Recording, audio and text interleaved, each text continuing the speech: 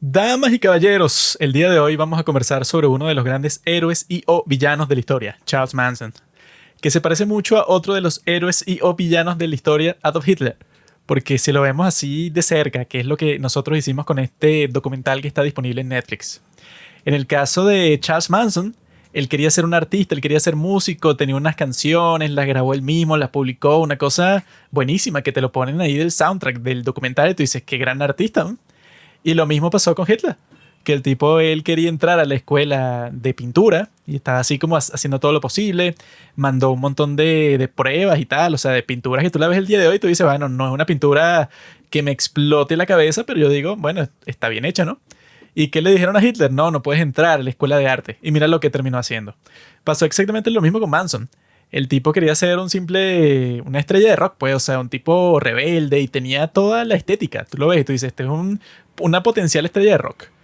Y las fuerzas, eso, el status quo, las personas importantes, así con poder en su vida, le dijeron, no, tú no vas a ser músico. ¿Y qué hizo él? Mató a un montón de gente. Esa es una moraleja para todos nosotros. Si tú conoces a una persona así, que bueno, Hitler y Manson, tú los ves y tú dices, bueno, este no es una persona normal, una persona que tiene mucho potencial. ¿Para qué? No sé, pero es una persona rara. Algo parecido ocurrió en el caso de Fidel Castro, pero un poco distinto, porque Fidel Castro pudo haber tenido una carrera en el béisbol profesional, en las grandes ligas. No tiene nada que ver, Pablo, porque estamos hablando del arte. El deporte es un arte, no. El deporte es lo que los vagos hacen con su vida porque no saben usar su cerebro y usan su cuerpo, pues, o sea, sus brazos, sus piernas, como cualquier mono. Un mono no puede hacer una película. En cambio, cualquier mono puede jugar béisbol, agarra el bate y dice chuquiti. El deporte es el arte de lo posible y lo imposible que se juntan. Los deportes son eso, para descerebrados, para personas que no pueden apreciar cosas como escuchar un podcast. Eso sí es un arte.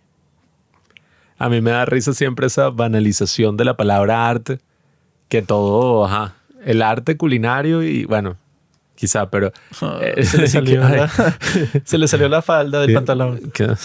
Claro, el arte de la cocina, sí, Pablo, el arte de las mujeres. ¿Cómo es? Coffee art.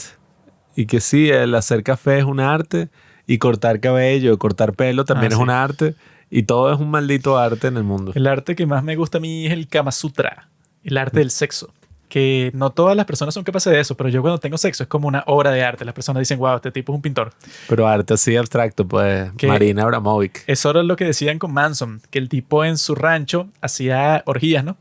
Y una de las chicas, bueno, porque todas eran unas enfermas, las que eran parte de eso, decían y que no, es que él era como un artista porque él dirigía la orgía. O sea, como que te decía que mira, a ti te toca tanta dosis de LSD, a ti un poco más, a ti un poco menos, y tú quítate la ropa y ponte en esta posición y tú ven y tú vas a tener sexo con ella y tú con él y tú con ella, así pues entonces la tipa decía que él era como un artista, pero en vez de usar arcilla, usaba los cuerpos desnudos de las personas. Y ya, qué hermoso, qué hermosa metáfora. Sí, ahí sin duda ocurrió algo bien, pero bien atroz y extraño, Atroz. que el presente documental busca exponer a través de una adaptación, sí, podríamos llamarlo una adaptación, aunque tampoco es que es una adaptación, bueno, y ya, del libro Chaos de Tom O'Neill, que salió en el año 2019 y que nosotros grabamos un episodio al respecto, tanto Juanqui como mi hermana se lo leyeron, coincidencialmente.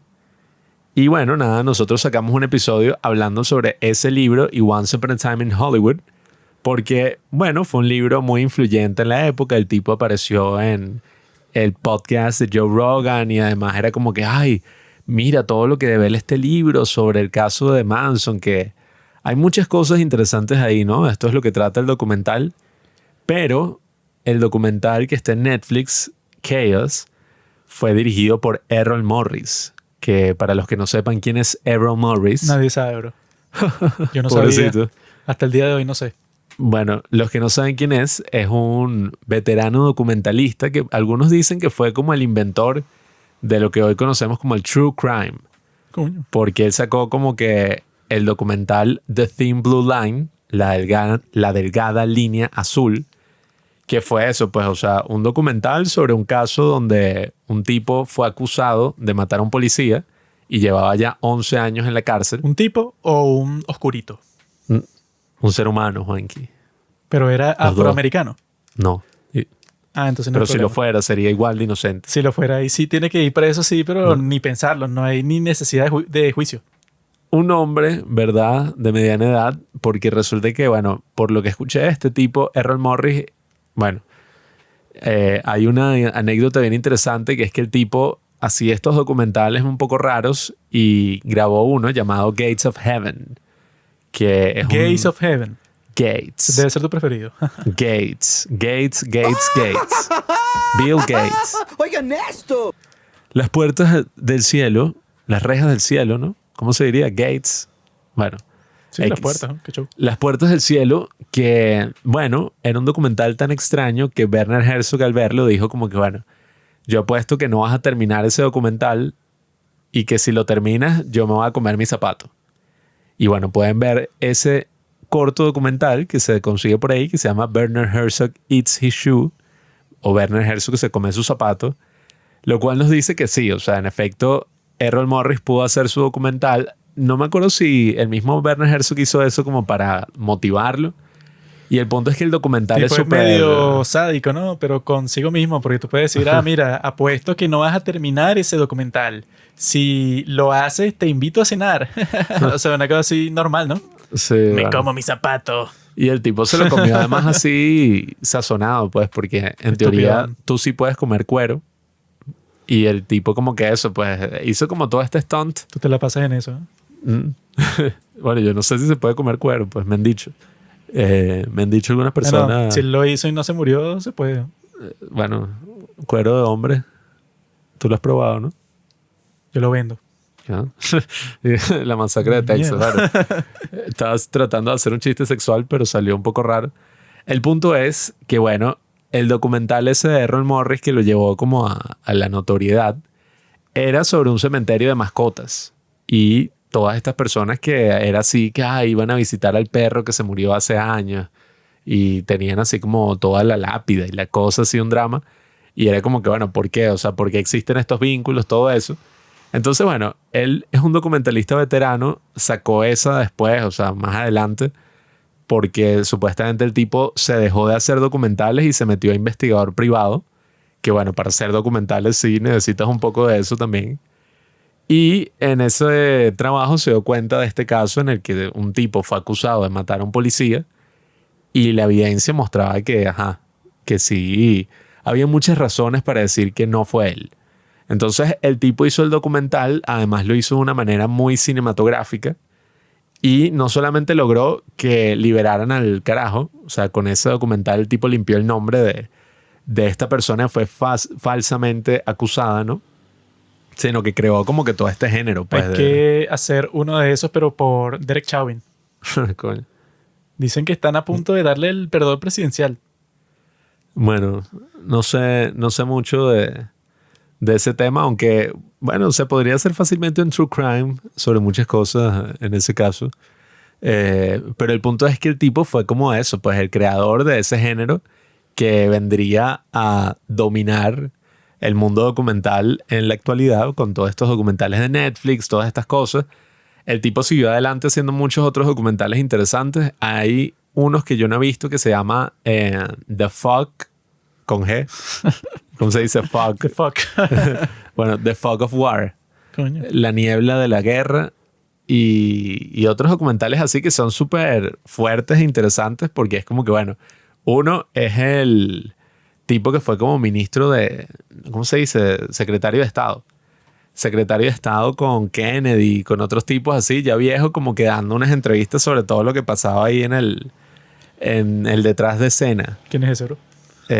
Coño, ahorita te digo el nombre, que lo tenía anotado por ahí.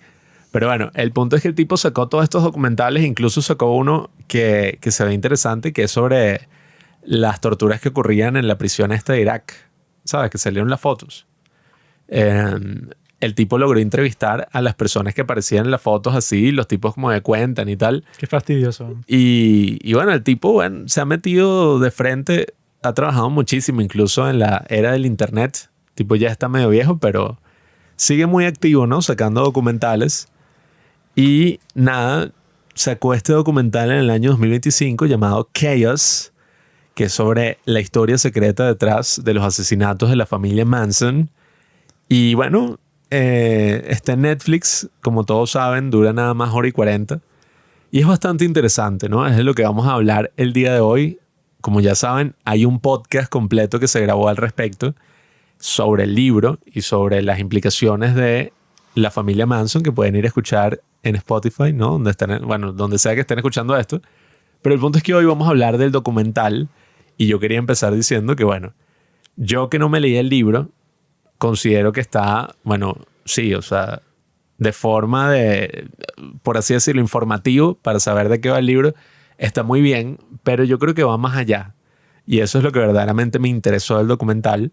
No fue muy bien recibido, vi que había varias críticas negativas en contra de él, pero nada, o sea, a mí me gustó la cualidad que tiene el documental, que es que no simplemente, bueno, te viene a contar lo que dice el libro, entrevista a Tom O'Neill y listo.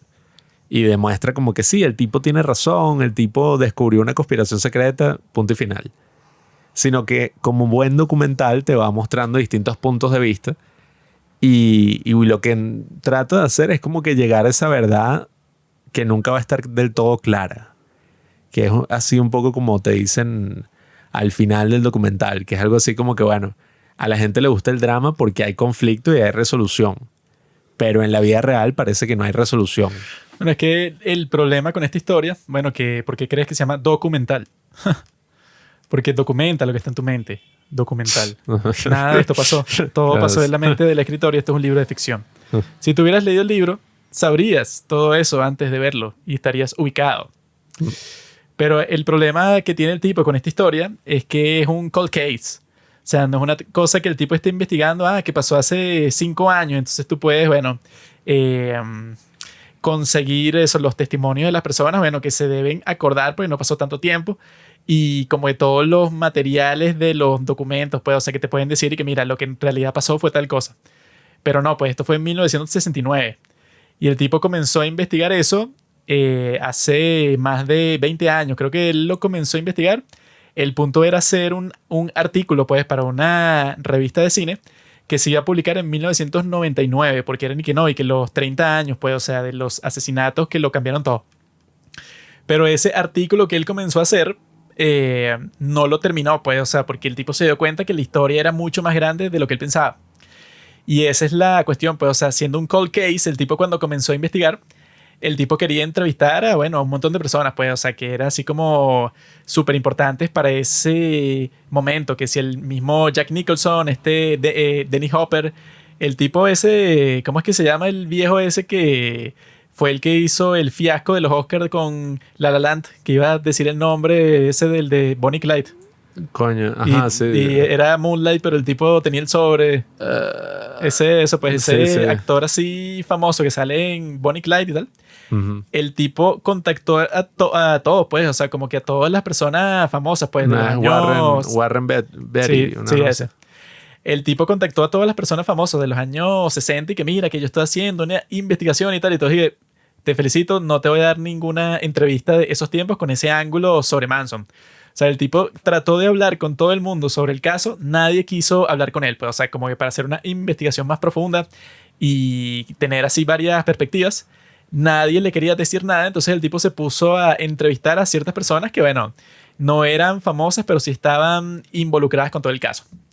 Y ese es el problema que él tiene desde el principio, pues, o sea, que él está tratando de hacer una investigación cuando la mayoría de los personajes de la historia están muertos y la otra mitad, pues, o sea, ponte que la mitad están muertos y la otra mitad están vivos. Bueno, ellos no quieren hablar contigo porque resulta que el tema es, coño, como que les da miedo, pues es un riesgo todo raro ahí. Y cuando yo estaba viendo el documental, en lo que estaba pensando es que, coño, el tipo que lo hizo, ese Errol Morris, me imagino que se leyó el libro y el tipo estaba pensando y que, ay, ¿cómo coño hago esto? Porque eso fue lo que también me gustó. Cuando tú lees el libro, la investigación empieza en un sitio y termina en otro completamente distinto. Y cuando empieza, el tipo está como que, mira, los asesinatos sobre Manson, cómo cambiaron Hollywood, porque en esos tiempos como que todo el mundo era muy confianzudo, pues era así como todos eran muy inocentes y el movimiento hippie, todos eran, no, sí, amor y paz, y entonces tú entrabas a la casa de cualquiera y te hacías amigo de él y eso, las personas esas extrañas que hacían autostop, que tú te paras hacia la carretera y que te recojan y que te lleven para donde tú quieres ir porque era un tiempo como de mucha confianza, pues, y de liberación y de revoluciones sociales y tal. Que muchas veces en la cultura popular lo que se decía de Manson era y que no, los 60, que era la época de eso, pues paz y amor, droga, sexo. Pero después de lo de Manson y todo esto, bueno, Sí, o sea, es que el lado oscuro. ese era el ángulo que él le quería dar al principio, pues una cosa como de muy concreta, como que, bueno, sí, en Hollywood pasaron estas cuestiones y qué chimbo, pues, o sea, que eso como cambió la cultura y las personas, ahora todos los prejuicios que tú tenías contra los hippies se te confirmaron porque que no, es que estos no son unos tipos que se drogan por su lado y ya y no le hacen daño a nadie, sino que se drogan y matan gente y tal, o sea, como que ya ese movimiento gracias a esto murió. Así es que empieza la investigación que él hace, ¿no? Pero mientras él va investigando, el tipo como que se asusta y todo porque él se va dando cuenta de cuando entrevista a las personas que tenían algo que ver, pues, o sea, con todo eso de Roman Polanski, Sharon Tate, o sea, con todo ese grupito de estrellas. Todos era una cuestión de que no, bueno, este trabajaba para la mafia, este otro era que un infiltrado de la CIA. Este otro era parte del FBI, como estaban infiltrados en varias partes de Los Ángeles, como que para tratar de controlar la cultura de varias formas, y se infiltraron en las Panteras Negras y se infiltraron en el movimiento de Martin Luther King y tal. El tipo se comienza a dar cuenta y que no, esto no es una cuestión de que no, que es Hollywood tal, sino esto tiene que ver con todo, pues, y con el asesinato de Kennedy, o sea, una vaina así que me imagino que el tipo que hizo el documental, cuando veía todo eso, y que, ay, ¿cómo encapsulo todo esto en hora y 40? Y yo viendo el documental estaba pensando que, bueno, sí, o sea, como que él hizo su intento, pues, o sea, de como que mostrarte a ti como que gran parte de la investigación.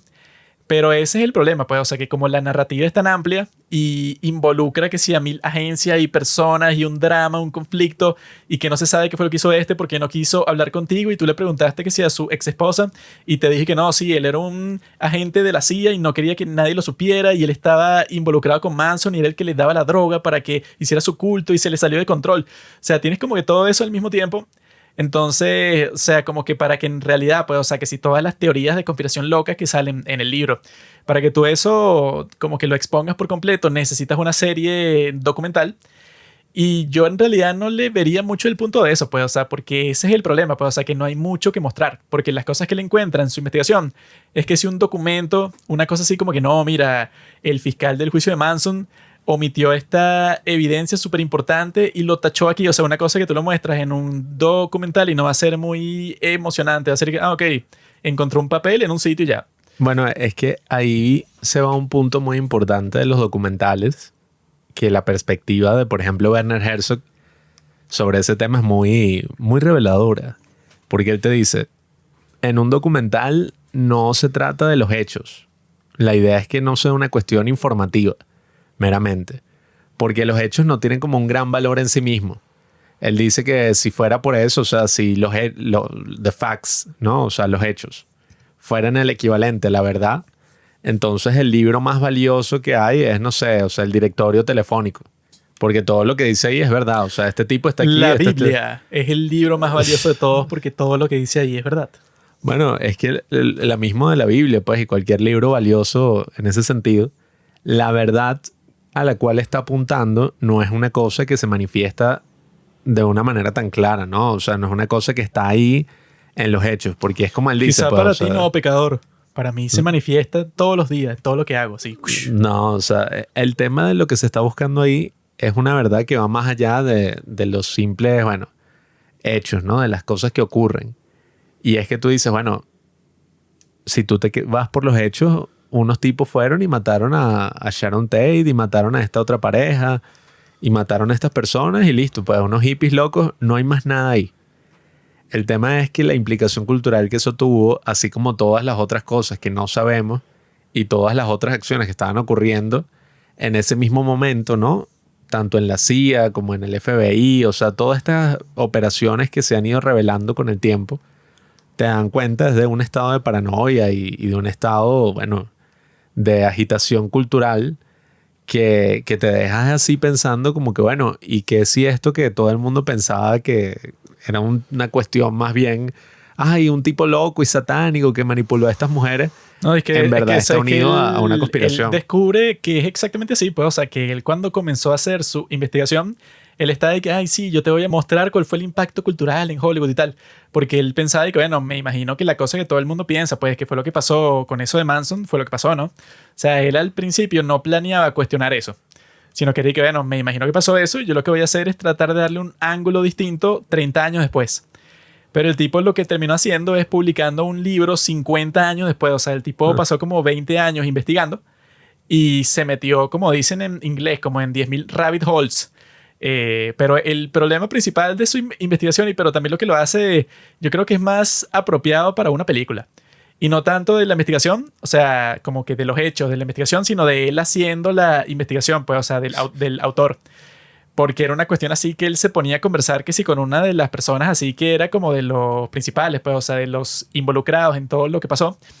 Y los tipos como que eran como que súper amigables al principio cuando lo estabas entrevistando, que sí por teléfono y tal. Y luego cuando se daban cuenta que estabas descubriendo un montón de cuestiones que ellos no querían que se supieran, ya se ponían y que tú no sabes quién soy yo. ¿Tú crees que yo no tengo el poder para callarte a ti para siempre? Pero yo sé dónde vives tú. Así, el tipo está ahí. ¿Qué cara? O sea, este tipo me acaba de amenazar a muerte. ¿O qué coño? O sea, como que le pasaban cosas así.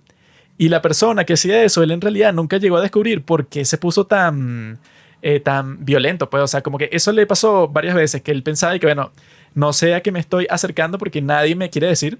Y me dan como que una pista aquí, una pista allá. O sea, eso quedaría mejor para una película que para un documental, porque en el caso de este tipo, bueno, él dijo que haciendo su investigación se frustró como 1000 veces, pues, o sea, que él decía que, bueno, llegué a un dead end. Llegué a un punto en donde me imagino que me quedé aquí, pues, o sea, ya no sé no sé quién más entrevistar, no sé qué preguntar, o sea, no sé para dónde ir. El tema ahí es que este documental yo creo que no es una adaptación y ya del libro de Tom O'Neill, sino que yo creo que hace lo que esa tradición pues del documentalismo, que el mismo Errol Morris lo comenta en una entrevista.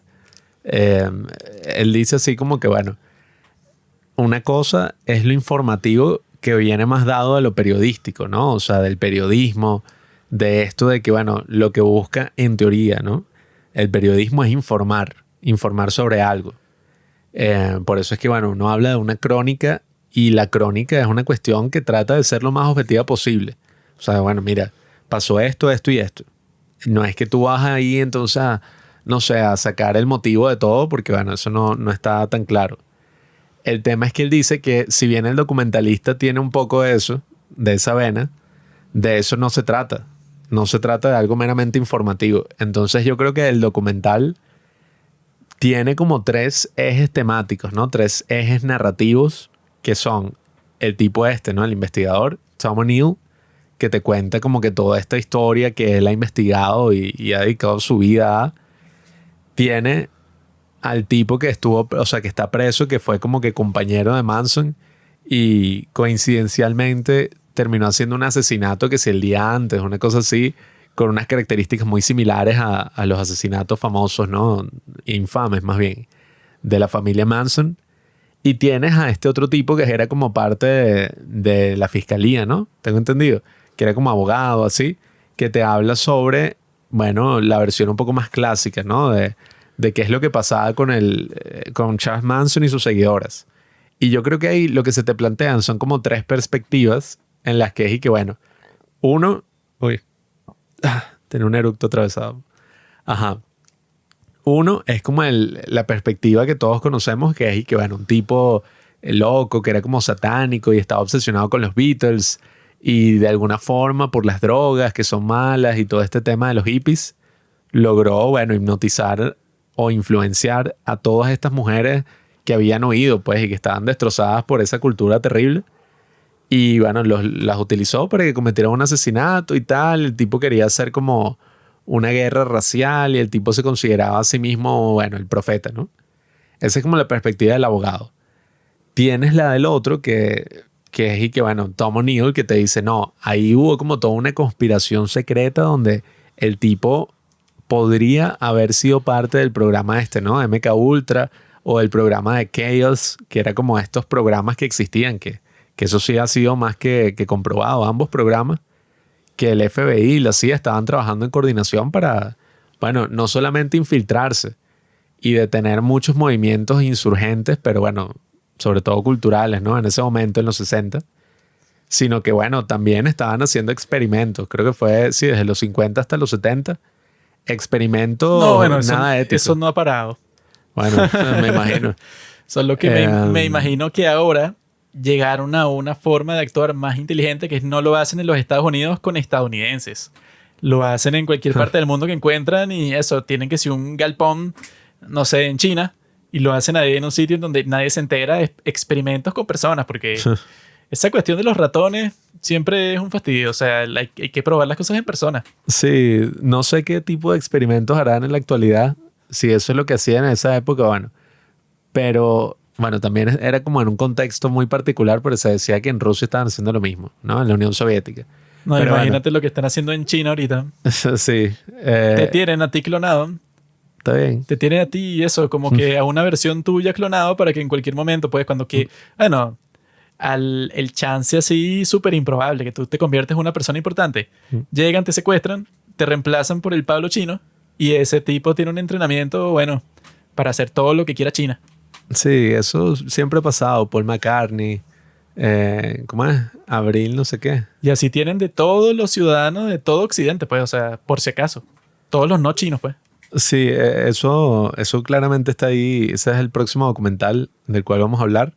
Mickey 17, Pablo 1, Pablo Pero 2. bueno, tienes esas dos perspectivas que están ahí como en guerra, ¿no?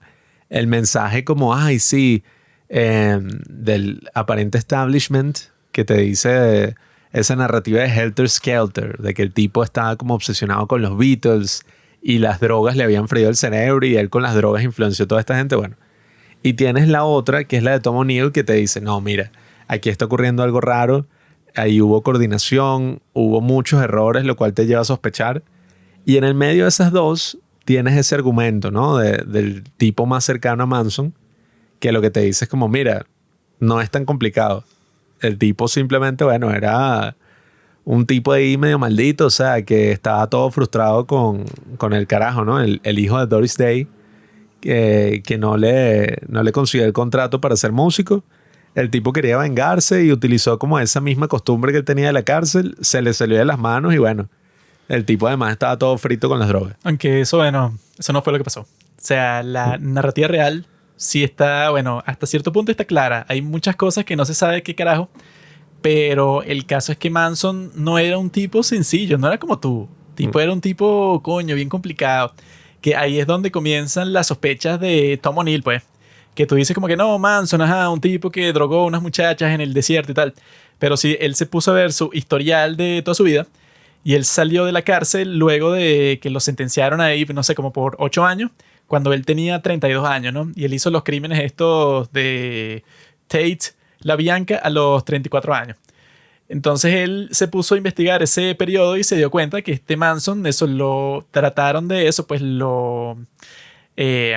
eso, la policía lo arrestó por cometer crímenes entre esos 2 años, no sé, como 12 veces. Y entre esas 12 veces, cualquier crimen de eso, pues, o sea, con el historial que él tenía, que era de que si de décadas ya en prisión, cualquier cosa, así funciona el sistema, pues, o sea, si tú haces cualquier otro crimen por encima de que ya estuviste preso, la sentencia te la multiplican. Pero este tipo no, pues, o sea, este tipo, o sea, como que te van contando y que no, él lo consiguieron que sí con unas prostitutas y tal, o sea, que le estaba que sí vendiendo. Y ya con el historial que él tenía, como que todo eso significaba que le iban a tocar como 10 años de cárcel. Y que no, pero el juez escuchó y que el testimonio de una de las muchachas que estaba enamorado de Manson y que se quería casar con él, se conmovió y lo dejó libre ya. Entonces tú escuchas esa historia y bueno, no parece plausible, pero pasó exactamente así como 10 veces. Entonces eso es lo que lo comienza a hacer sospechar a él que, bueno, un tipo común y corriente, que haya pasado todo ese tiempo preso y que cometa tantos crímenes así, pero que le da igual, pues, o sea, como una persona, pues, o sea, que no quiera que la metan presa, pues, o sea, que está en peligro de que si a ti te atrapan cometiendo cualquier otro crimen, vas preso así por muchísimo tiempo, te comportas de una forma totalmente distinta. La forma en que tú te comportes es como si tú tuvieras a alguien que te protegiera dentro de la policía, que cualquier cosa que tú hagas, tú tienes como que una carta como en Monopolio, pues, para salir de la cárcel cuando tú quieras. Y eso es lo más extraño, pues ahí es cuando el tipo comienza a pensar que quizás este no es un loco y ya que consiguió unas drogas y se llevó unas locas para el desierto, sino aquí hay una cosa más profunda. Y el tipo como que lo descubre, pues, o sea, incluso eso te lo cuentan en el libro y cuando tú lo ves y que, ay, ¿cómo tiene sentido esto, no? porque los tipos cometen ese crimen, ¿no? De matar a Sharon Tate con todos sus amigos en su casa el 9 de agosto de 1969, ¿no? Y a la familia Manson, pues en el rancho ese en donde ellos vivían, les hacen una redada total, pues así como que a todo ese complejo suyo, pues todo ese rancho. Le hacen y que la redada más grande en toda la historia de California, pues, o sea, no sé, que sí, como con 100 oficiales de policía y con helicópteros y todo, ¿no? Eso, pues, eso fue que sí, a la semana de esos crímenes, ¿no? Y en ese sitio los tipos encontraron un montón de autos robados, encontraron eso, pues, o sea, que muchas de estas chicas de la familia Manson eran menores de edad. Prófugas de casa. Encontraron que este Manson tenía que si 4 tarjetas de crédito robadas así, pues, en su cartera. Armas también, O sea, que tenían droga. encontraron 100.000 cosas que tú dices que, bueno, ya con eso, todas las personas que están ahí, si tú quieres, le puedes hacer un juicio larguísimo y van presos, bueno, por muchísimo tiempo. Pero por alguna razón, a todas las personas que se llevaron presas en esa redada, las soltaron a todas a los 2 días, ¿no? Y la excusa que te dan los policías para explicar eso es que no, es que la persona que llenó la orden, pues, o sea, que tú necesitas una orden, ¿no? Del juez para hacer la redada. Y la persona que lo hizo como que puso mal la fecha. Era un día y puso otro día. Entonces, como nosotros la hicimos el día que se puso, que no era el correcto, entonces los tuvimos que soltar. O sea, una cuestión que no tiene sentido. Y esa excusa, que esa es otra parte de la conspiración que tú lo ves y tú dices, ¿y qué carajo? Es que el tipo, eso, el fiscal principal, ¿no? Que se llama Vincent Bugliosi, que fue el tipo que escribió el libro Helter Skelter, que se convirtió en el libro más vendido de True Crime de toda la historia, y le hicieron una película, y el tipo se convirtió en una celebridad, porque ese fue el juicio más largo y más caro de toda la historia del país. Ese de Manson, bueno, hasta ese punto. No sé si ha sido superado. De Johnny Depp. El de George Floyd.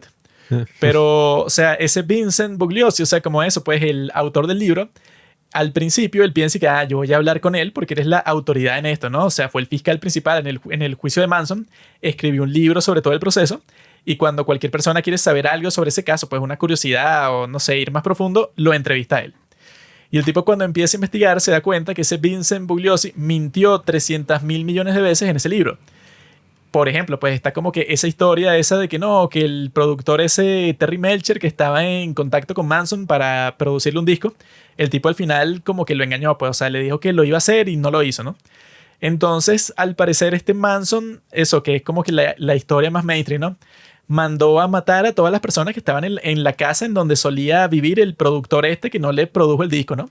Y él vivía ahí, pero ya se había mudado, y cuando llegaron los asesinos a la casa, los mataron a todos, pero era un grupo de gente totalmente diferente. Esa es la historia, ¿no? Pero él te muestra que él tiene esos testigos, ¿no?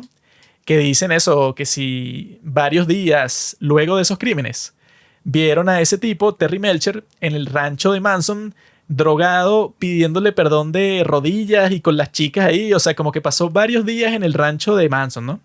Cuando lo llaman a testificar en el juicio, el tipo dice que no, yo llevo sin ver a Manson y a su gente, bueno, como desde hace 6 meses, no sé por qué me estaban persiguiendo a mí, porque esa era la teoría del fiscal, ¿no? O sea, una de las teorías de por qué hicieron los asesinatos así. Y eso, pues, o sea, eso le rompe toda la teoría y que, bueno, si eran unos tipos que te estaban buscando a ti para matarte, porque estabas tú en el rancho de ellos pasándola bien, pues, o sea, como que te quedaste ahí varios días y tuviste sexo con las chicas, o sea, como el tipo encontró a varios testigos que decían que lo vieron ahí, pero claramente, pues, o sea, era él y que ya lo conocían desde antes, entonces lo sabían identificar. Y resulta que ese tipo, pues el fiscal, entrevistó a uno de esos testigos y le contó todo eso, pues, y que mira, la persona que tú dices que era la que estaban persiguiendo para matar y se equivocaron y mataron a las personas que eran los nuevos inquilinos de la casa que él solía rentar, ese tipo estaba en el rancho con Manson, ¿no? Y lo que hizo el fiscal es que tachó eso, ¿verdad? Y eso, pues, o sea, que tú cuando descubres algo así, o sea, cuando tú estás entrevistando a un testigo así en privado, tú tienes que darle que una transcripción de la entrevista a la defensa del juicio, pues a la contraparte, a los que están en tu contra, para que ellos tengan toda la evidencia que tú tienes, ¿no? Así funciona el sistema. Y el tipo no hizo eso, pues el tipo cuando le revelaron eso en la entrevista, el tipo lo tachó y ese mismo tipo, ¿verdad?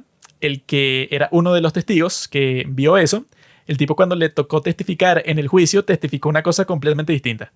Entonces, supuestamente, cuando el autor del libro Caos le contó eso, pues al que era como fiscal asistente de este tipo, de Bugliosi, que era el principal. Cuando le contó esa historia, el tipo se quedó pensando y de coño, si esto se hubiera sabido en ese entonces, eso dejaría a Manson libre. Porque se estaría probando eso, que tú en el juicio, ajá, o sea, como que conspiraste. Y eso es solo una de las cosas que el tipo hizo que técnicamente no puedes hacer como fiscal. Pues, o sea, como que una de las reglas que él rompió, que rompió como 100, pero eso, pues que el tipo te dice que mira, solo por romper esa, técnicamente ya el juicio queda como anulado porque eso, bueno, estás escondiendo, o sea, como que tú estás tratando de construir una narrativa para el jurado cuando sabes que no es cierta. Sí, es que esas son como las cosas que lo hacen sospechar a uno, ¿no? Que tú dices, bueno, ajá, si eso es así, entonces ¿cuál era el motivo? ¿Qué es lo que estaba detrás? Y ahí es cuando se entra en un terreno espinoso o difícil.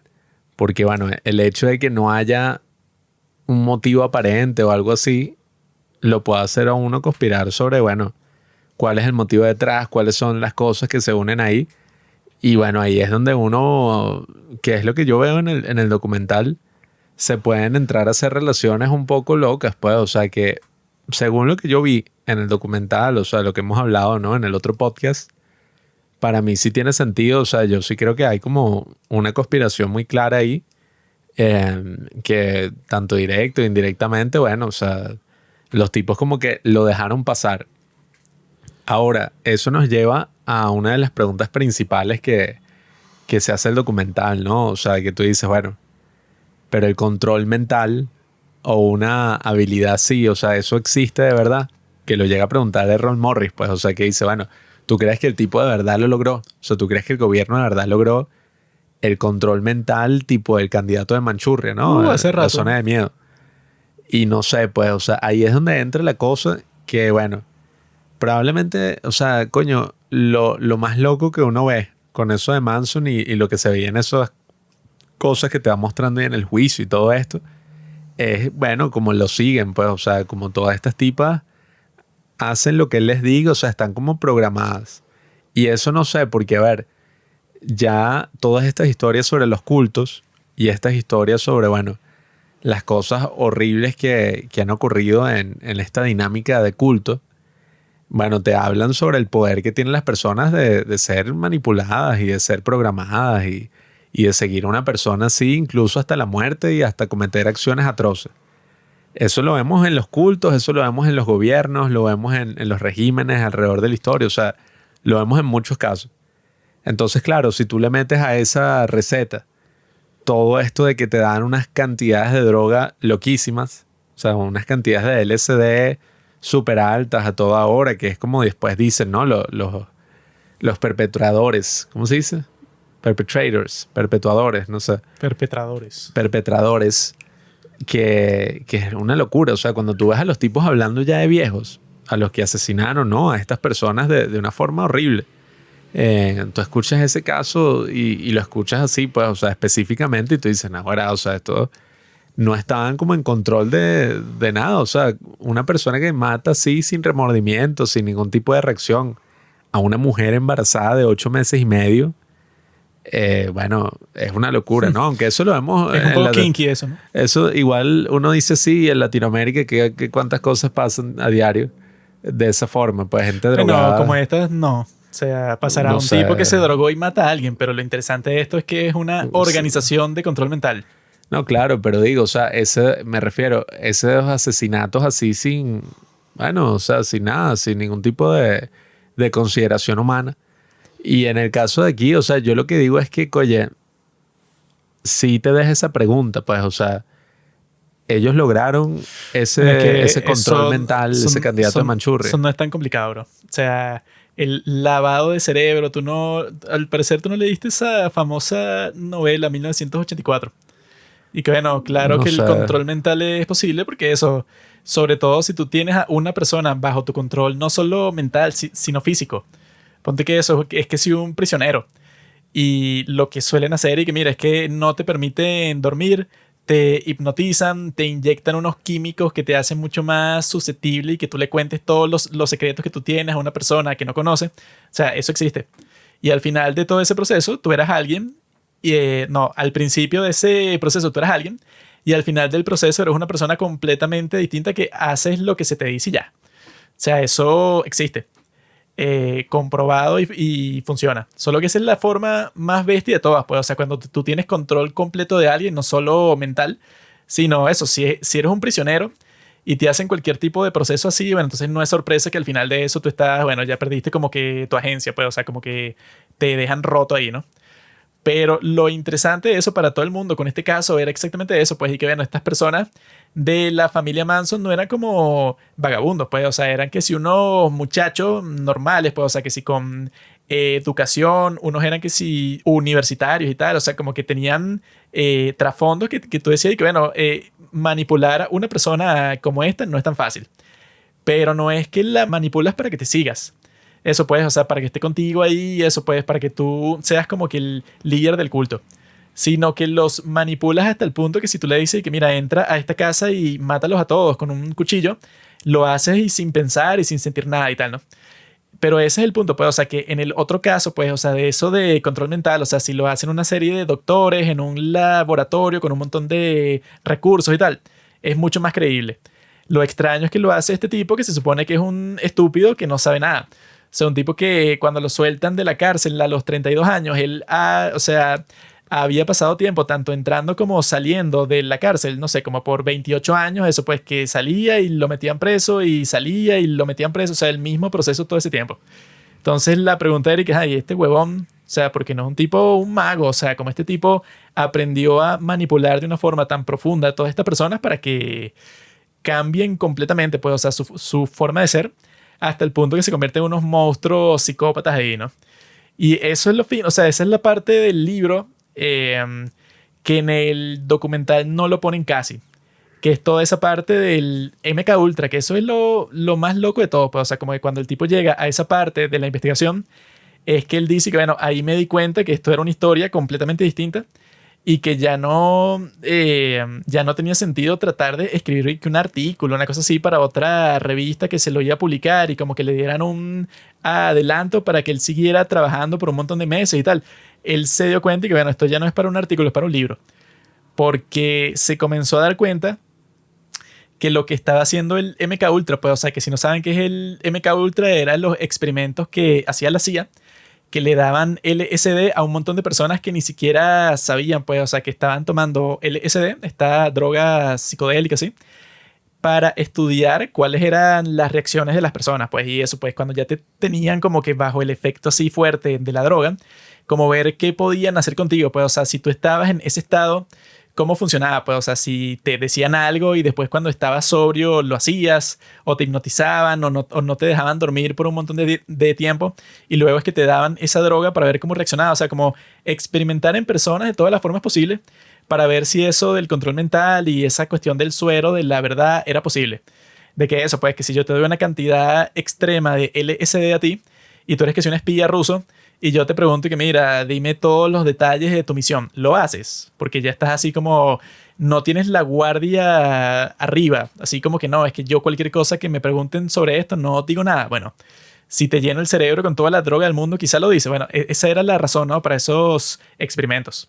Y lo que dicen es que, o sea, como que la teoría de conspiración principal del tipo del libro es que Manson era como que un agente del MK Ultra, pero indirecto, pues, o sea, que si las personas que hacían ese programa pensaron y que, bueno, nosotros podemos experimentar mucho en privado, en los laboratorios, así por nuestra cuenta, ¿no?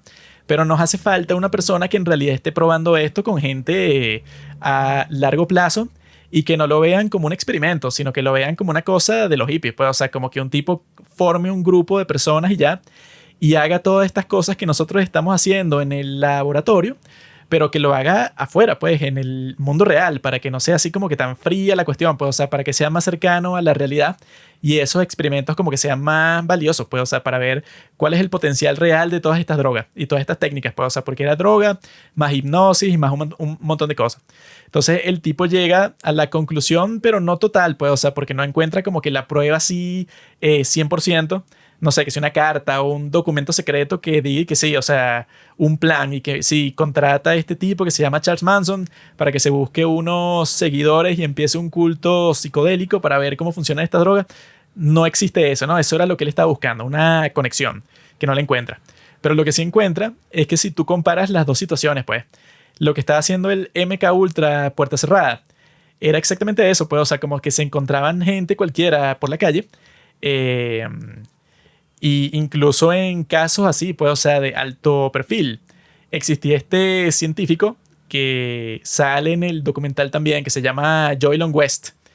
Y el tipo se hizo un poco famoso porque, bueno, en uno de los documentos secretos del MK Ultra que se filtraron, hay uno en donde él dice que, mira, ya yo tengo un proceso para crearle una enfermedad mental a cualquier persona que no la tenga. O sea, yo tengo la técnica. Si tú me traes a una persona 100% sana mentalmente, yo la puedo volver loca tanto al corto plazo como para siempre. Pues, o sea, como que puedo hacer que tenga como que un episodio de psicosis loco ahí y que después vuelve en sí. O puedo destrozarle la mente para el fin de los tiempos y que no se note. O sea, el tipo lo pone en una carta para su jefe así como que un logro muy grande. Y eso ya en sí es perturbador. Tú dices que ya ese era tu trabajo y lo estaba financiando el gobierno de los Estados Unidos para estudiar eso. ¿Qué carajo? Sí, que ahí es que implican esa relación entre el asesinato de Kennedy y todo esto que ocurrió porque te muestran como, bueno, el tipo que mató al asesino de Kennedy, aparentemente el asesino, a Lee Harvey Oswald, que se llamaba Jack Ruby, ¿no? Este tipo que está ese video famoso, están llevando al carajo que le disparó a Kennedy, se lo están llevando así, la policía, todo esto, que creo que iba al juicio, no sé dónde es que iba.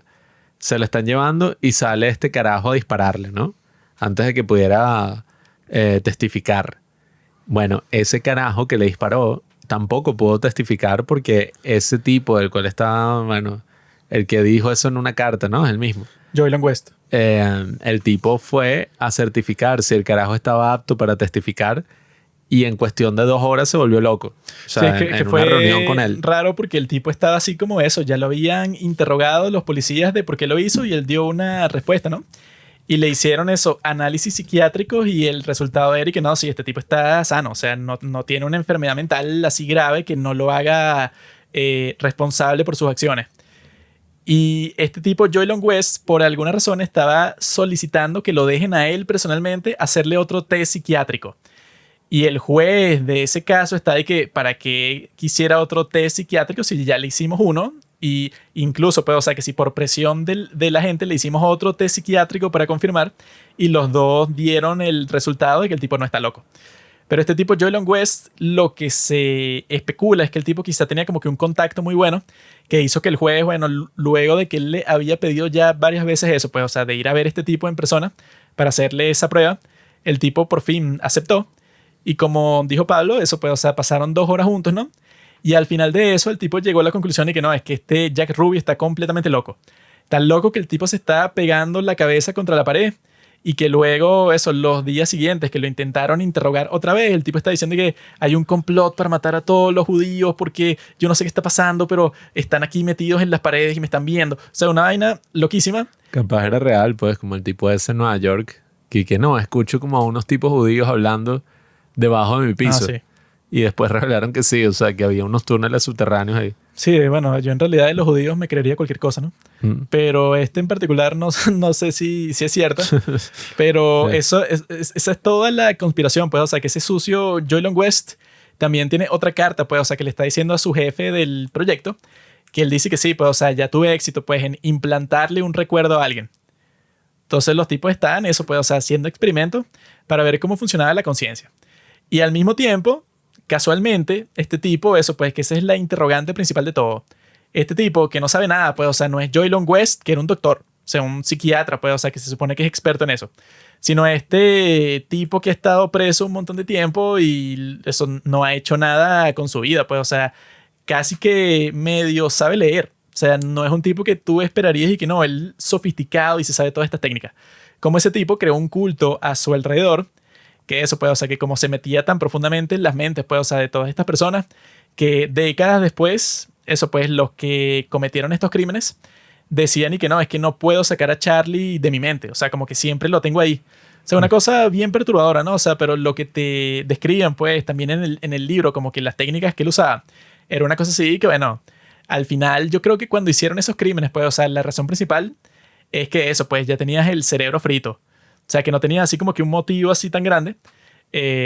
Más allá de que Manson se sintiera mal por este tipo, pues, o sea, que no le permitió ser músico, que yo creo que si el tipo sí lo hubiera dejado grabar el disco, nada de esto hubiera pasado porque ya estos enfermos hippies estuvieran pensando en otra cosa, ¿no? O sea, como que hubieran pasado a otra fase de su vida, pero como él describe eso, pues, lo que ellos hacían en ese rancho era y que pasaban, no sé, ponte 5 días tomando las cantidades más grandes de LSD posible. Entre eso y teniendo sexo en todo ese tiempo. Y muchos testigos decían y que no, pero lo raro es que en la mayoría de estos casos Manson estaba completamente sobrio. Entonces las personas decían y que, entonces tú no estabas como que disfrutando con nosotros de esta droga por 5 días seguidos sin parar, pues, o sea, sin estar sobrio. Tú sí estabas sobrio y las personas decían, no, como que él se te acercaba y te decía algo. O sea, como que el tipo era experto en eso, pues, el de lavarte el cerebro, pero de una manera súper sofisticada hasta el punto de que no se te quita nunca en tu vida, que los tipos están presos hasta el día de hoy. No sé, creo que ya varios de ellos ya murieron, pues los que hicieron esos crímenes. Pero de las entrevistas que te muestran ahí, pues hasta el final de sus días, era que no, sí, o sea, yo no puedo dejar de pensar en Charlie, una cosa súper perturbadora. Sí, es que la principal imagen del documental es esta marioneta de Charles Manson que a su vez está como controlando a las marionetas de sus seguidoras. Y uno lo que se pregunta es eso, pues si ese monstruo está siendo a la vez controlado por alguien más. Si no era propiamente, ay sí, el tipo loco así, como te lo pinta la posición del fiscal o de este otro tipo en el documental, ¿no? El viejito. Si en verdad no es así, sino que él estaba siendo, bueno, o sea, también manejado por una red oculta bueno, de operativos del gobierno que suena como una locura hasta que se confirma que de hecho sí, o sea, ya ha ocurrido de otras maneras. En el caso de las Panteras Negras hay una película, ¿no? Yo esa la quiero ver. Judas and the Black Messiah, que es como eso, pues, o sea, cómo conspiraron para asesinar a uno de los líderes. Si es que los tipos del FBI, de la CIA en esos tiempos eran inteligentes. Porque era así que ellos estaban infiltrados en eso, pues en las Panteras Negras, él y que eso, así como en todos los grupos así que ellos pensaban que eran anti Estados Unidos, ellos tenían unos agentes dentro y el punto de eso, pues, o sea, como su propósito no era matar a los miembros, sino era crear discordia. Era así, bueno, que cuando todos estén muy unidos sobre un tema, sales tú y dices y que no, pero yo escuché que el otro miembro de las Panteras Negras dijo que tú no sirves para nada y que eres un líder de mierda. Así, pues, o sea, como que tú creas así conflicto para que los tipos nunca se puedan unir, pues, o sea, contra el sistema y tal, y así como que forman un grupo poderoso, pues, o sea, que digan, no, es que nuestro objetivo es este, que eso no sea posible, sino que cualquier cosa que hagan, o sea, como que tú los pones en competencia, que si las Panteras Negras de Los Ángeles los pones en competencia con las Panteras Negras de San Francisco, para que los tipos nunca sean muy fuertes. Y funcionó por completo, pues, o sea, como que los tipos estaban metidos en todos esos grupos. Y entre los grupos que estaban metidos eran los grupos de hippie. Y el grupo, eso, la familia Manson era el grupo de hippie, eso como que más icónico y infame de toda la historia. Sí, y que esa es como la gran locura de que todo esto se haya revelado. Y es que, bueno, ajá, en Estados Unidos, el país de la libertad y todas estas cosas. Se bueno, lo creyó. O sea, ¿cómo coño ocurre esto? ¡Viva la libertad, carajo! O sea, ¿cómo coño en el país donde sí? O sea, aparentemente la libertad está dada y todas estas cosas. Y es como la cuna de este modelo de liberalismo occidental. ¿Tú no viste Watchmen, Pablo? Bueno, ¿cómo ahí existe toda esta conspiración para que cualquier grupo emergente, o sea, sin importar cuáles sean sus motivos, o sea, tratar de destruirlo, pues, tratar de pintarlo como que no, o sea, sí, todos estos son enemigos. Eso está bien porque eso es para la estabilidad del sistema. No Y sé. que la razón por la que se llama Caos es porque ese es el nombre de la operación de la CIA, que tiene un buen nombre, ¿no? Caos, porque ese era el objetivo. Crear un caos, pues, en todos estos movimientos de lo que llaman la contracultura. Que ese es el problema. Tú te pones con la contracultura y eso, ¿contra qué? O sea, contracultura, ¿a qué se refiere? ¿En contra de qué estás? En contra de todo eso que tú mencionaste. En contra del modelo liberal, capitalista, etcétera. Tú estás totalmente en contra de eso. Sí, Entonces, bueno, como pero- tú estás totalmente en contra de eso, digamos que los glóbulos blancos, pues, o sea, de ese sistema, es eso, la CIA y el FBI que dicen que, bueno, nosotros vamos a defender el sistema en tu contra. Y para hacer eso, estamos dispuestos a hacer, bueno, experimentos de control mental para infiltrarnos en todos los... O sea, una vaina Claro, pero súper loca. esa es la cosa, pues, o sea, eso no es libertad. Eso es más bien el contrario de libertad, o sea, porque tú dices, bueno, ¿cómo puede haber libertad en una cosa donde, no, todo el que se oponga a esto con sus ideas, porque todavía, si son con sus acciones, va a la cárcel, o sea, hay crímenes, Bueno, existe la ley. te informo que los Panteras Negras, muchos de ellos eran terroristas. Bueno, de pero es que, poner una bomba en las escaleras y ¡boom! es que está bien, o sea, en ese caso sí está justificado que vaya a la cárcel, que, bueno, sea pero tratado como un criminal. La organización. Si tú eres parte de una organización que pone bombas para eso, para crear caos, Sí, pero... lo que suelen hacer los países y bueno, todos los miembros de la organización son sospechosos y van presos o lo que sea. Claro, pero eso, pues Martin Luther King, ¿qué bombas ponía? O sea, más bien era el contrario de todo eso, pues igual el movimiento hippie, igual, bueno, o sea, todas estas cosas que mencionan ahí en esos documentos, ¿no? Lo de el movimiento de las mujeres y todas estas cosas que tú dices, bueno, ¿qué clase de libertad es esa, Ellos no? no Y estaban infiltrados en el movimiento de las mujeres, bro.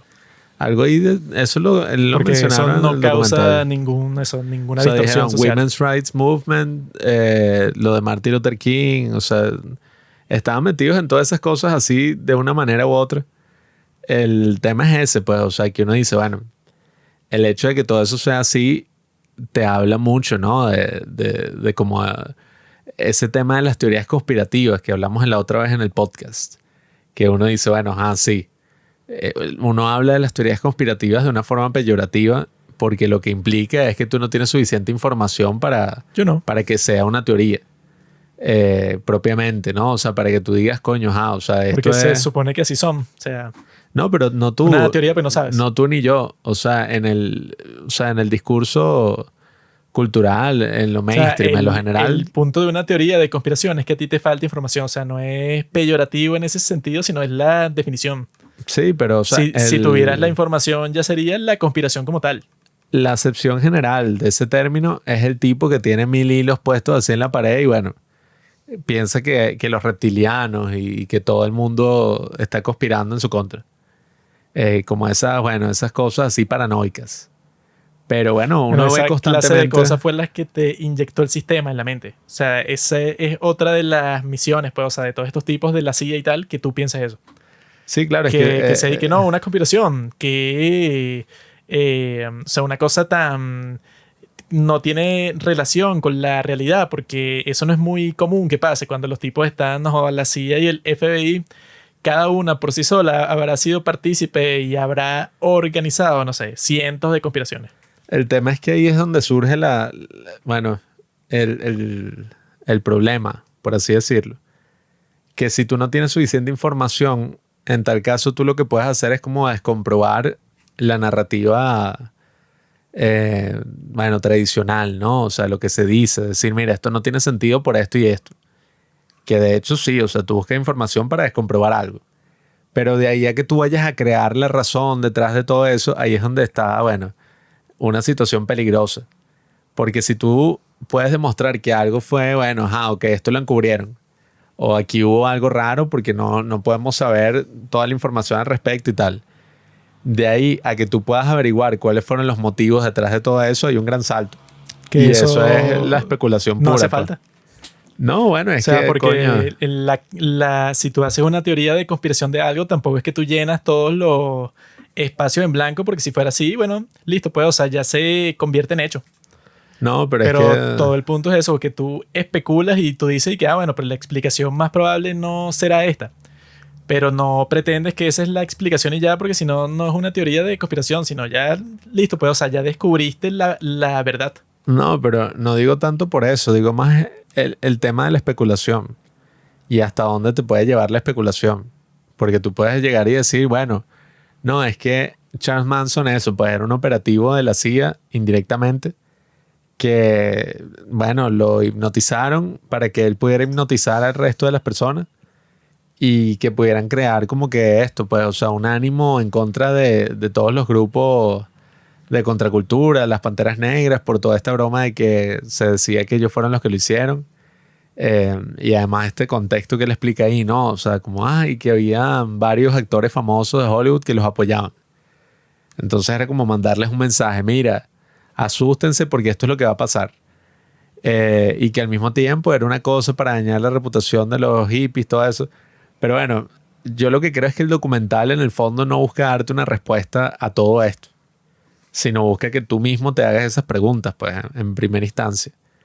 Y como todas estas cosas así, pues, o sea, la verdad, o sea, nunca está completamente definida así y tan clara, pues, o sea, sobre todo cuando hablamos de cosas como estas que fueron hace tanto tiempo, no se sabe y por eso es que surgen como estas otras perspectivas, pues lo mismo que dicen de la navaja de Occam, que es y que bueno, o puede ser un plan hiper mega coordinado donde conspiraron, bueno, todas estas agencias así y se encubrió completamente por un motivo así, pues, o sea, un motivo como este que señala el autor.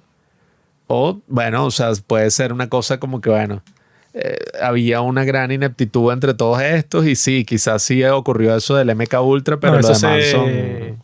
eso en el libro se descomprueba por completo. O sea, que no fue un accidente, porque no puede Bueno. existir 300.000 accidentes para que se justifique por qué pasó eso. Bueno, no Sino sé. que se justifica que sí, pues, o sea, esa es la parte que sí queda clara del libro. Que el tipo ve que no, bueno, no sé, como en 100 ocasiones distintas que la policía, bueno, tenía todas las pruebas para meter preso a Manson, tanto antes de esos crímenes como después, porque los tipos pasaron como 4 meses hasta que se dieron cuenta de que ellos eran los culpables, que el tipo dice que tampoco tiene sentido, porque supuestamente tenían todas las pruebas del mundo para decir y que, bueno, que es lo más obvio que lo hizo este grupo. Pero por alguna razón pasaron como 4 meses para llegar a esa conclusión. Pero el tipo te pone eso, pues, que en todo ese tiempo las ocasiones que la policía tuvo para meter preso a Manson así, pero por 10.000 cargos distintos y eso, oficiales de un lado, del otro, de un departamento de policía, de este, del otro, jueces y todo. Y como que siempre parecía que no, mira, hay unas órdenes de arriba que dice que no lo hagas. Y lo soltaban. Y eso pasó tantas veces, no solo con Manson, pues, sino con las chicas de la familia Manson. Que era una cosa así que, bueno, el tipo nunca llega como que a quitar así como que todo el velo para decir como que no, exactamente la persona que era responsable de eso es tal.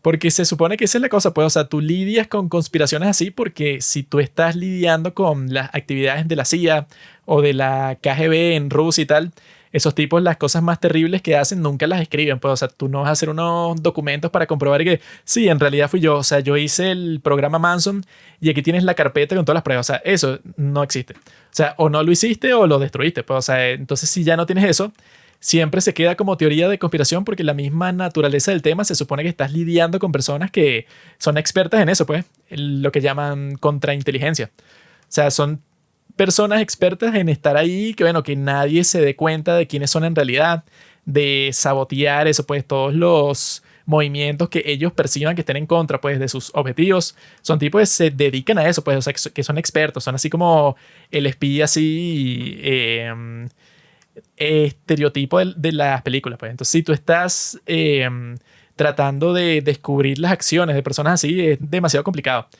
Pero el tipo lo que sí logra es eso, pues, o sea, que el tipo tiene como que los testimonios de muchísimos policías de esos tiempos, pues, o sea, pero y de alto rango y todo, ¿no? Que decían y que no, es que lo que pasa es que nosotros teníamos órdenes desde arriba de no molestar a este grupo de hippies en el rancho este en donde antes filmaban las películas de vaquero. Así eso, pues, o sea, que te decían y que mira, si los ves, no sé, yendo muy rápido por la autopista, o si los ves que es medio sospechoso, que estén con puras muchachitas así muy jóvenes, no hagas nada. Que incluso este Manson, creo que fue o en las vísperas, o justo después, o sea, de los asesinatos esos de Sharon Tate. El tipo lo atraparon en una cabaña luego de haber tenido sexo con una muchachita que sí de 15 años y con un porro, eso pues, en la mano. O sea, que ya tú con eso, ya tú tienes, y que bueno, este tipo, si lo atrapas en esas circunstancias y es su primer crimen de toda su vida, listo, pues el tipo va preso, no sé, para siempre.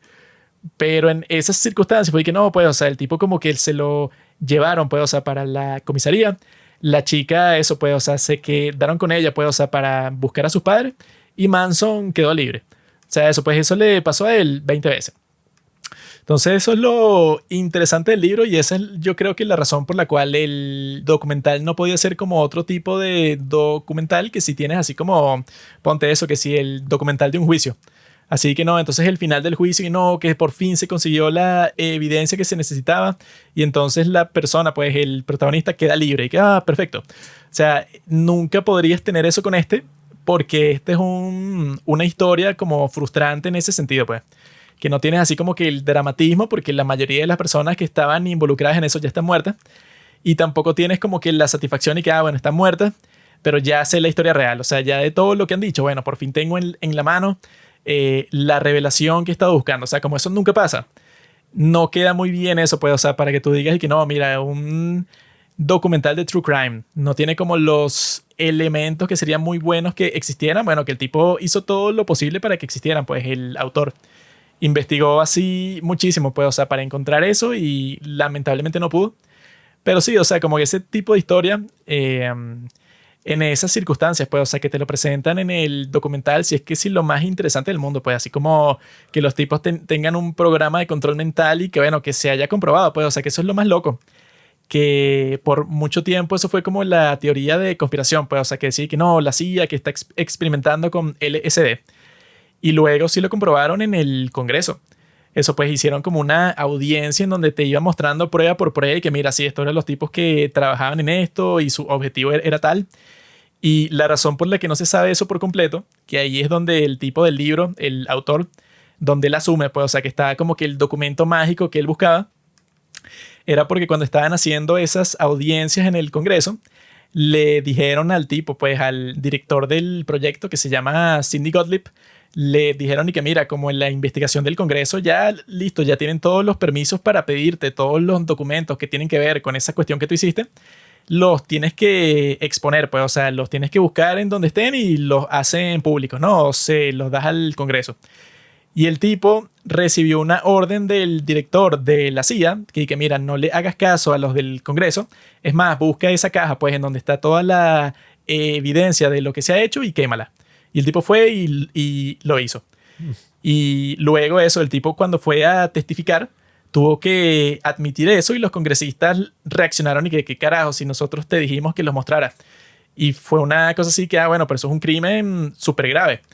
Y llegaron como que un trato, una cosa ahí toda turbia y el tipo no fue preso por eso cuando eso lo admitió. Y que bueno, sí, ustedes me dijeron que les trayera todas las pruebas, pues, o sea, de ese proyecto del MK Ultra, pero yo las quemé a dirección del director de la CIA. Entonces, si tienen un problema con eso, no es tanto conmigo, sino con él. Pero la cuestión, Eric, que no, es que eso tampoco funciona porque se supone que si a ti te dan una orden que tú sabes que no es legal y tú vas y la realizas, entonces tú también estás, o sea, tú también eres culpable. Entonces pasó toda esa cuestión y ese es o sea, ese es como que el punto de inflexión del tipo, pues. Lo que hace que todo se mantenga en un misterio y que el tipo, que eso también hace la historia un poco más mágica, por eso es que yo creo que funcionaría bien para una película. Porque es una cuestión que es como que un misterio que simplemente, listo, pues, o sea, tú puedes investigar toda tu vida como hizo este tipo y puedes entrevistar a todas las personas que tengan la más mínima relación con la historia. Y de todas formas no consigues la verdad porque la verdad simplemente, bueno, la quemaron hace décadas. Pues, o sea, como que ese elemento está muy bueno para una historia, así que al final es como que, bueno, hay como que, bueno, como el de Memories of Murder, que el final es como, bueno, sí, hay pruebas por aquí, pruebas por allá, circunstanciales, así que al final, bueno, quién sabe. O sea, ese tipo de final así yo creo que le cuadraría muy bien para una película sobre esta historia. Igual yo lo que creo es que este documental, o sea, a mí particularmente, más allá de lo de los casos de Manson y todo eso que hablamos en Once Upon a Time in Hollywood, a mí lo que me gustó fue ese tema de lo de Errol Morris, pues, o sea, ese enfoque documental, incluso eso de que el tipo utilizó como las canciones de Manson, así, como parte del soundtrack, que no entendí mucho, o sea, la vaina y que música usó todas las canciones de Manson y yo, bueno, tuviste música original para el documental, pues, o sea, no fue que todo el documental se hizo en base a esas canciones, pero eso me llevó a escuchar el demo original que él grabó, creo que fue en el 67, y tiene algunas canciones buenas, o sea, el tipo tenía cierto potencial ahí, pues la cosa es que era un maldito loco, y quién sabe qué coño le hicieron, si el tipo también era un títere de algo más siniestro y oscuro. Pero bueno, me gustó el documental, me gustó ese enfoque, y a partir de ahí me puse como a ver las otras cosas que había hecho este tipo, pues, o sea, Está interesante. O sea, si lo buscan en YouTube, tiene varias entrevistas buenas y también videos de YouTube, series que ha sacado de documentales y tal. Es un veterano y bueno, creo que es interesante esa concepción del documental en medio de todo lo otro en lo que se ha convertido el true crime o esto otro que es como el sensacionalismo, ¿no? Historias reales que te las muestran siempre con el mismo formato en Netflix para que, bueno, o sea, nada, o sea, tú puedas sacarle dinero a una tragedia, que es lo que termina sintiéndose, o sea, termina sintiéndose como muy inapropiado porque es y que, bueno, a partir de un asesinato y todo esto, tú haces como un documental y le sacas el lucro, pues, el lucro de ese sadismo. Entonces, bueno, no sé, me gustó. Sí, ya entendí que te Chaos. gustó, amigo. Pero Estuvo bueno, bueno. vamos a ver si hacen una película de todo esto. Yo creo que es una buena idea. Eh, si se hizo viral el libro, se hizo viral el documental, se puede hacer viral la película también, que eso es lo que importa el día de hoy, que se haga viral. No importa más nada. Y eso yo creo que lo puede lograr. Con la ayuda de Joe Rogan también. Tiene mucho potencial. Vamos a ver si hacen eso. Yo creo, bueno, yo les daría todo mi apoyo y lo conversaría en este podcast también. Así que amigos, ya saben, estén pendientes del show de Harry Potter 2026. Va a estar muy bueno. Y aquí lo vamos a conversar sí o sí. No se lo pueden perder.